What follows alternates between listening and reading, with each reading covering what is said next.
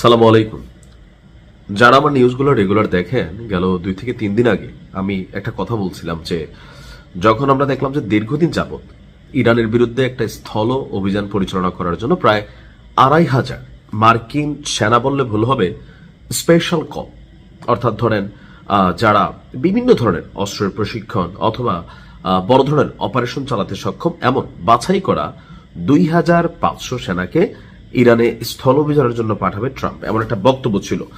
তো এর মাঝখানে হঠাৎ করে ট্রাম্প বলল যে না, স্থল অভিযানটা সে করবে না। এখানে হরমুজ প্রণালীতে ইরান যে ব্যারিকেড দিয়েছে সেই ব্যারিকেডটাকে ইস্যু করে ট্রাম্প আসলে এখানে একটা চাল চালছে।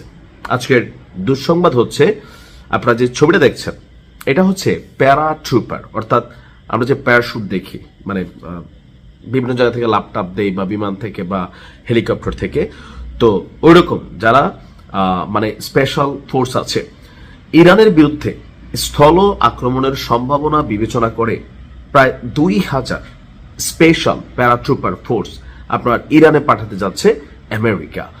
এমন প্রেক্ষাপটে মধ্যপ্রাচ্যে বহু মার্কিন প্যারাট্রুপার যুদ্ধে অংশগ্রহণ নিতে পারে বলে ধারণা করা হচ্ছে। অর্থাৎ মধ্যপ্রাচ্যের যে সকল দেশগুলোতে ইরান প্রতিনিয়ত অভিযান চালাচ্ছে তাদের এখানে যে মার্কিন যুক্তরাষ্ট্রের সামরিক ঘাঁটিগুলো আছে সেই ঘাঁটিতে যারা মার্কিন ফোর্সগুলো আছে তারা এখানে অনেকেই আপনার প্যারাট্রুপার।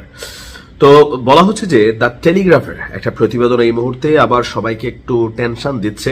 জানি না ইরান পাল্টা কি আসলে ব্যবস্থা নিতে যাচ্ছে, অথবা এতে ইরান আরো বিগড়ায় যায় কিনা, কারণ যেভাবে আজকে বাহরাইন সহ বিভিন্ন জায়গায় ইরান ক্ষেপণাস্ত্র নিক্ষেপ করেছে, সো এরকম হুমকি ধামকি দিলে ইরান আরো 10 গুণ তাদের অভিযান বাড়িয়ে দিবে। দ্য টেলিগ্রাফের প্রতিবেদনটি বলছে, স্থল অভিযান শুরু হলে যুক্তরাষ্ট্রের অভিযান 82তম এয়ারবর্ন ডিভিশন, অর্থাৎ যুক্তরাজ্যের বিভিন্ন ফ্রন্টে আপনার যুদ্ধ আছে। যেমন আমরা ইরানেও যদি দেখি, ধরেন আইআরজিসি হচ্ছে ইরানের মূলধারা সেনাবাহিনীর বাহিরে আরেকটা বাহিনী, যাদেরকে অভিজাত রাজকীয় বাহিনী বলা হয়ে থাকে। তো তদ্রুপ যুক্তরাজ্যেও আপনার এরকম বেশ কয়েকটি ইউনিট আছে। তো এর মধ্যে অভিজাত ইউনিটের মধ্যে যেটা 82তম, ওটার নাম হচ্ছে এয়ারবর্ন ডিভিশন। সেই ডিভিশনের প্রায় 2,000 সেনা প্যারাশুটে করে ইরানের নামতে পারে। এছাড়া মধ্যপ্রাচ্যে বাইরে মানে মধ্যপ্রাচ্যের রাষ্ট্রগুলোতে আরো 10,000 স্থল সেনা পাঠানোর বিষয়টি এই মুহূর্তে আলোচনায় এনেছে ট্রাম্পের প্রশাসন। এমনকি মার্কিন যুদ্ধ মন্ত্রণালয়ের দেওয়া তথ্য, আপনার প্রতিরক্ষা বিভাগের দেওয়া তথ্য বিষয়টাকে অনেকটা কনফার্মেশন করছে।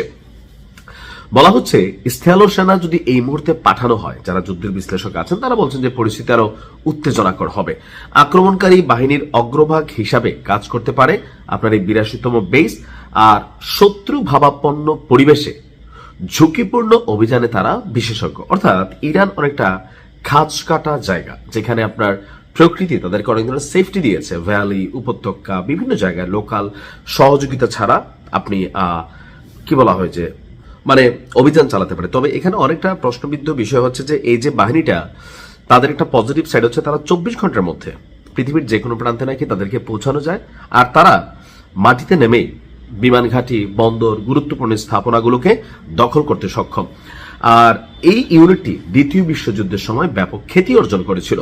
এরপর থেকেই প্রায় বড় সকল অপারেশন যেখানে আমেরিকা চালায় সেখানে তাদেরকে ফাইনালি ব্যবহার করে। এখন প্রশ্ন হচ্ছে যে ইরানের উপত্যকার এই শহরে বা এই দেশে এই ফোর্স কতটুকু সফল হবে, আর ইরান তাদেরকে কিভাবে ওয়েলকাম করবে। ভালো থাকুন। আসসালামু আলাইকুম।